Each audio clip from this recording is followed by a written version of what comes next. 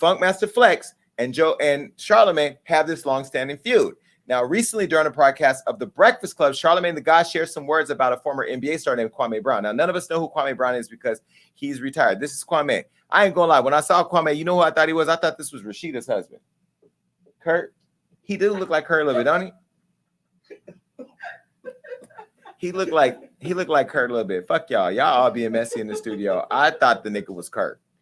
Well, anyway, it ain't Kurt. It's Kwame. Okay. Now, Kwame, I have to tell you this, Kwame. You read the fuck down. I don't know who you are or where you're from, but I fuck with you based on you reading.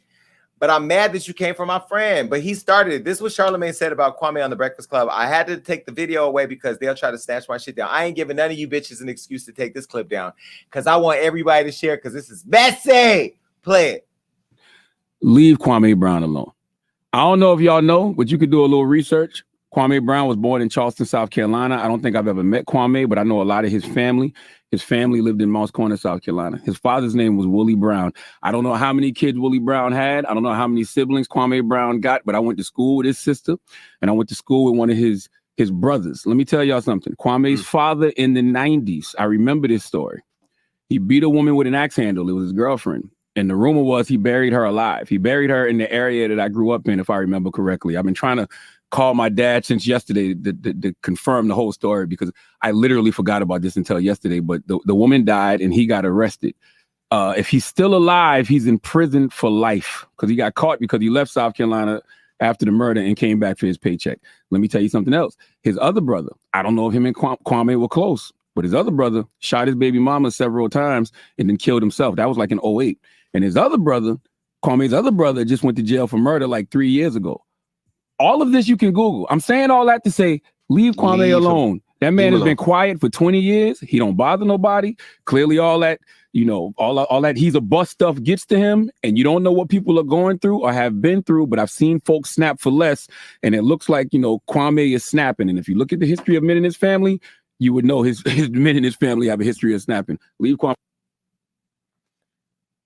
Baby, this woke shit up. Kwame came out of retirement. Now, I hadn't heard that clip until right now because I've been on the move. I've been in Aruba. I've been just doing shit. But like, Charlamagne was stating the facts that he knew. Now, Charlamagne has a very powerful voice in the culture. Shout out to all 3,000 people in the building. I just want to say thank you so much. Please, thank you so much for coming. Please go ahead and share the live on your Facebooks, on your Twitter, or on your Instagram. Share it because we got to get spanks. Okay. Now, Kwame wasn't happy about the rant. And he went to his Instagram where he brought up Charlamagne's alleged rape case. Now, remember, back in the day, Charlamagne was alleged to have raped a girl and actually got charged and went through the whole court process. And there was a plea. There was a guilty plea, but we're going to get into what that guilty plea was. But first, before we get into Charlamagne's plea on that rape, I got to show you what Kwame said. Take a look.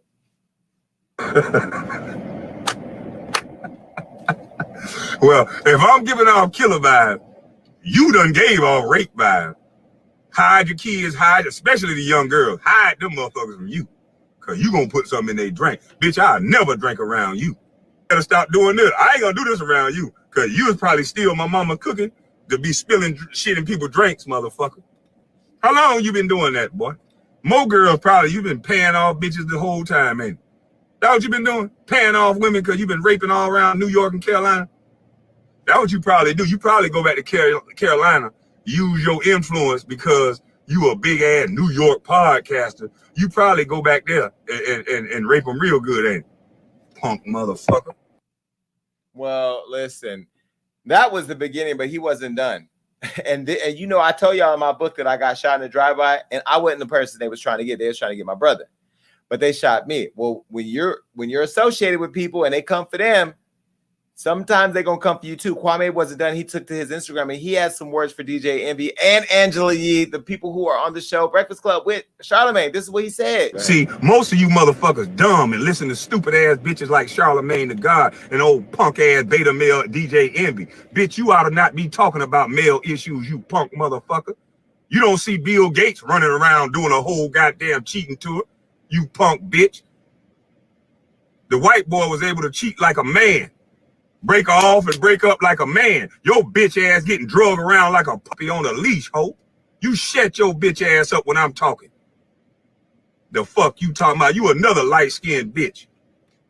Fuck you mean? And I got a lot of light-skinned friends, but you two niggas ain't one of them. And Charlamagne, you trying to be light-skinned, bitch. A fucking punk-ass rapist and a bitch-ass nigga that had a leash on his neck going to cry in front of other women because he cheated. Gonna tell me anything? Y'all bitch-ass niggas shut y'all goddamn mouth too. The Breakfast Club. The fuck you talking about? Y'all niggas don't talk about nothing important. You motherfuckers just sit up there and cry and pander to white folk. And Angela Lee, you better stop talking about men, period. You ain't got no goddamn man. And if you do, he ain't claiming your ass. I ain't seen you with a man yet. The way you fawn over all them goddamn rappers, I believe Gucci Man too. You look like you a little, you look like you want some mama's cookie, chasing all the rappers, motherfucker. Y'all better shut y'all goddamn mouth with me. I'm a different breed, and I ain't gonna apologize. Fuck y'all. You know why? Because you want to sit here and you don't talk to a kid. You won't even be objective at all. You motherfuckers didn't use your brain at all. That was the dumbest shit I ever heard. So Jeffrey Dahmer family, everybody in his family eat people? Is that what you saying, sir? So all the Dahmers just some fucked up people, huh? Now, you know, this is a really interesting thing because I get attacked for bringing up Nicki Minaj's brother being a pedophile. And I'll tell you why I did that and why I will say that sometimes family is a tricky thing. You know what I mean? So I want to be very clear because people are going to say, oh, bitch, you did that to Nicki. Let me be clear. Nicki called me a cocksucker first. I never start shit with people. Never. See, the Barbs, they'll make y'all forget that shit and talk all that fucking shit. And all them little punk pussy ass niggas, they keep running their fucking mouths. Bitch, you still not running that album up to the chart. Hit what, number 82? Didn't even really do shit. Like, y'all, I mean, I don't know what it hit. That motherfucker didn't even hit number 1. It's over, sis. Your fans don't even love you. But look,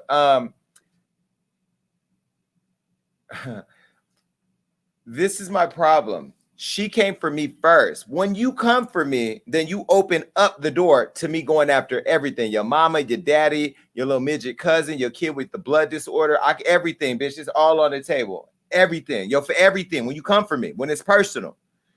Now, with Charlamagne, I don't know what prompted him to bring up this man's whole family, but I wouldn't have done that because when it comes to what we do, family ain't got nothing to do with it. I'm not going to attack Nicki's. I'm not going to even disrespect Nicki and talk about her father passing. I'm actually going to show compassion and say, I'm sending my condolences and literally and genuinely mean that from my heart because I could only imagine what somebody's going through. We can have our moment. I can still show compassion, but I'm not going to use it as a time to start talking about her father and her mother and like, because family's off limits. Because when you start to go into public figures' families, shit get really, really nasty. And I expect people to get really, really nasty. You know what I mean? So I kind of felt like I didn't know what brought all that shit on because I don't watch The Breakfast Club every day. Like I know they don't watch my show because we all out here fucking working. But whatever prompted Charlamagne to dig that deep into this man who nobody's been talking about his family, that's really fucking weird. Okay?